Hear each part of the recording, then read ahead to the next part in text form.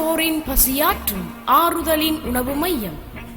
பசித்தோரின் பசியாற்றும் ஆறுதலின் உணவு மையம் 2021 மக்கள் நலனுக்காக ஆரம்பிக்கப்பட்டு இயங்கி வருகிறது.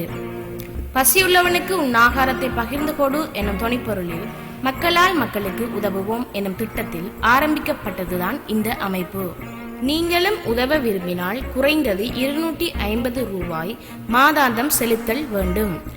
இப்பணத்தை நீங்கள் செலுத்துவதன் மூலம் நீங்கள் வசிக்கும் இடத்தில் உள்ள ஏழை மக்களுக்கு உங்கள் கரத்தால் உணவு மற்றும் உலருணவு பொதிகளை பெற்றுக் கொடுக்க முடியும்.